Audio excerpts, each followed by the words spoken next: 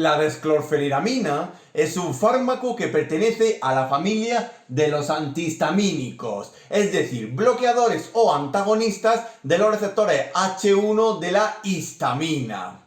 Y dentro de los antihistamínicos, la desclorfeniramina pertenece al grupo de los de primera generación, también conocidos como sedantes y que atraviesan la barrera hematoencefálica. La desclorfeniramina la podemos encontrar en el mercado sanitario y farmacéutico bajo el nombre comercial de Polaramine. Y aquí podemos encontrar la estructura y conformación química de la desclorfeniramina, siendo esta un estereoisómero de su molécula espejo, en este caso la clorfeniramina. Aquí podemos encontrar la presencia de un átomo de cloro terminal y también una semejanza molecular central de todos los antihistamínicos de primera generación.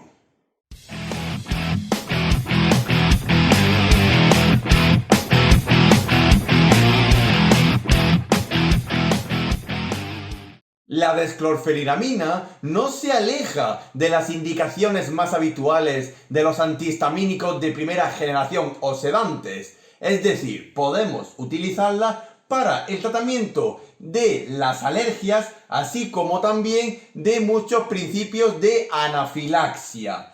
Aunque también la desclorfeniramina podemos también usarla para la rinitis, para las urticarias y otras dermatopatías, como por ejemplo los eczemas y las propias dermatitis atópicas. Pero en general, la desclorfeniramina como antihistamínico se suele utilizar en cualquier situación donde hay un inicio de hipersensibilidad, sea a una sustancia, a un xenobiótico o a otra forma química o molecular.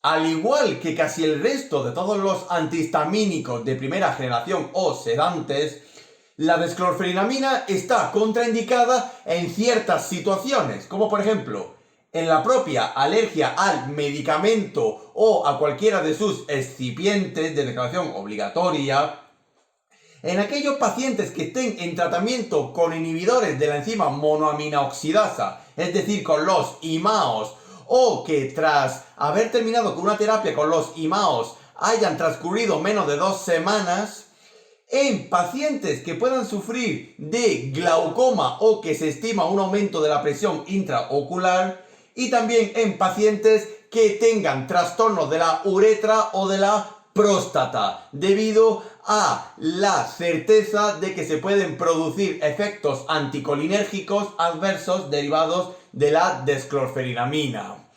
Y también deberemos de tener en cuenta ciertas precauciones, como por ejemplo, en pacientes geriátricos, ya que son más susceptibles a la aparición de efectos anticolinérgicos adversos con la administración de la desclorfeniramina. Siempre debemos de cuidar a nuestros mayores.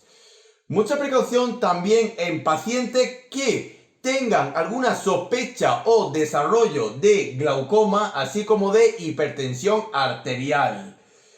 También cuidado en pacientes neumópatas, como por ejemplo aquellos que presenten cuadros de enfisema, bronquitis o de asma, aunque eso sí, en las alergias por asma la desclorfeniramina está indicada, pero siempre a dosis recomendadas mínimas.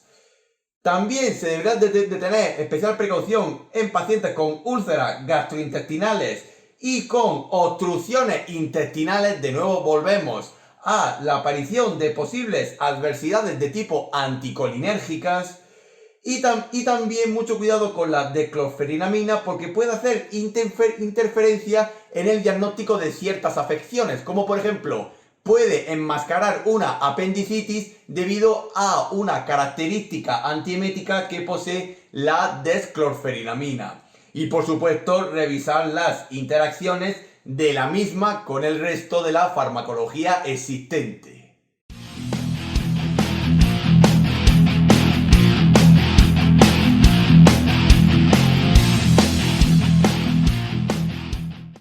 el mecanismo de acción de la desclorfenamina es el mismo que el de todos los antihistamínicos de primera generación o sedantes, es decir, el bloqueo o antagonismo de los receptores H1. ¿Cómo lo consigue la desclorfenamina? Realizando una inhibición competitiva en el receptor H1 con la histamina. Es decir, tanto la histamina como la desclorfenamina compiten por el hueco del receptor H1. El mecanismo de acción es el mismo que el de su molécula espejo, es decir, la clorfenamina. Recordamos que ambos medicamentos son estereoisómeros el uno del otro. Y por ejemplo, la clorfenamina la podemos encontrar en muchos productos y fármacos que se pueden adquirir en farmacias sin receta, como por ejemplo el Bisolgrip, la Culdina o el propio Frenadol.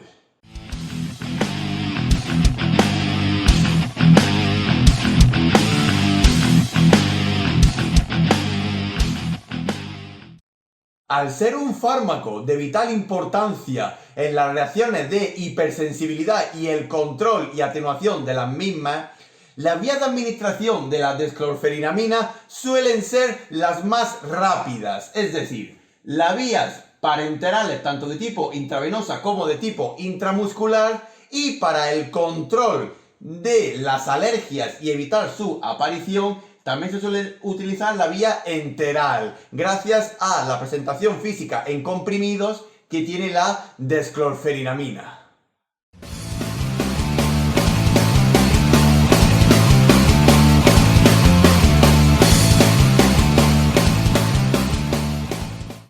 La posología más habitual de la desclorfenamina suele ser única y estandarizada, al menos en su administración por vía parenteral para situaciones de urgencia, como por ejemplo en las anafilaxias o reacciones de hipersensibilidad.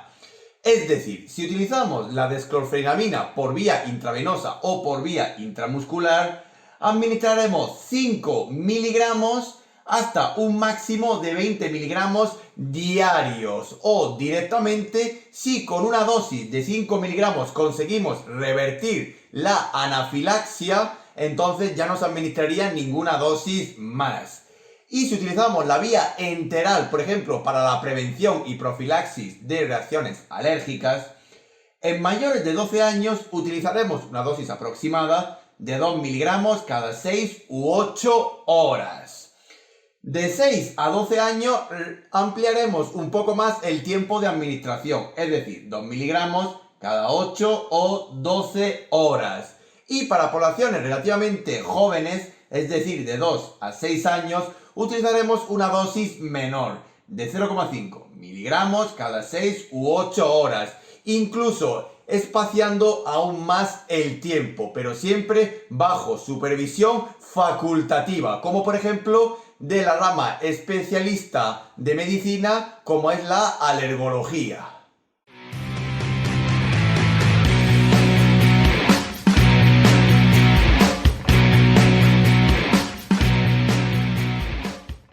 Dentro de la compatibilidad e incompatibilidad de la desclorfenamina con el resto de la farmacología actual y existente, no hay muchos estudios que avalen una cierta compatibilidad e incompatibilidad de la misma con algunos medicamentos y especialmente en terapia senil. Aparte de que la desclorfenamina es un fármaco que no se suele mezclar con sueroterapia. Se administra directamente como viene en sus presentaciones tanto de viales como en su forma enterales. Pero, por ejemplo, sí tenemos que tener en cuenta las interacciones de la desclorfenamina. Por ejemplo, puede haber un mayor efecto sedante, que es el mayor efecto adverso de la desclorfenamina, al igual que casi todos los antihistamínicos de primera generación, cuando se combina con sustancias como el alcohol, con antidepresivos de tipo tricíclicos, con depresores del sistema nervioso central, como por ejemplo los opioides, o con barbitúricos. Y también puede disminuir el potencial de acción de ciertas sustancias, como por ejemplo de los anticoagulantes orales.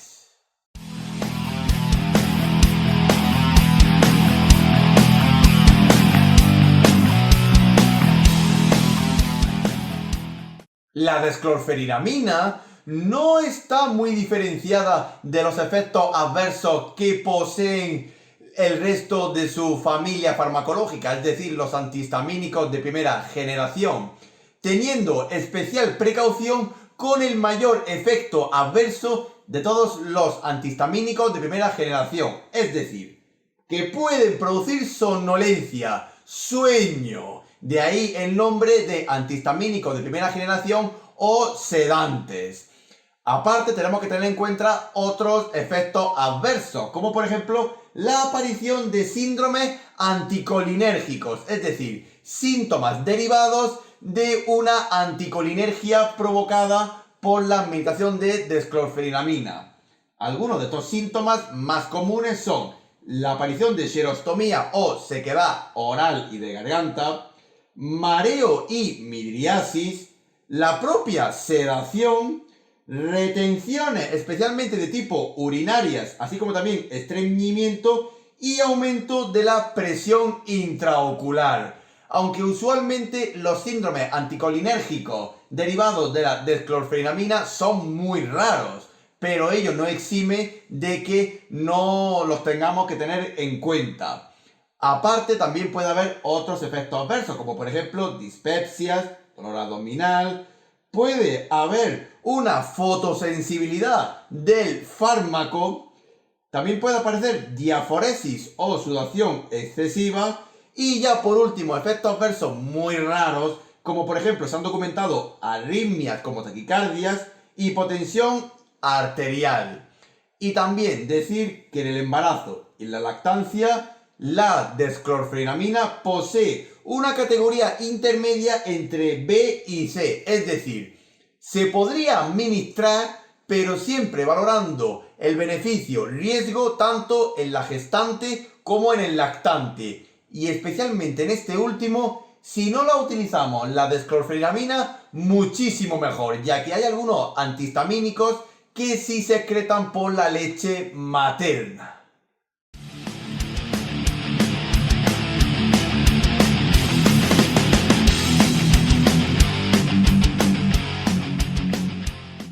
Finalmente, nos queda decir que la desclorfeniramina es un fármaco que no se ha demostrado que se elimine por las técnicas continuas y actuales de reemplazo renal. No hay estudios que avalen si se puede dializar o no se puede dializar, y usualmente no suele requerir un ajuste de dosis.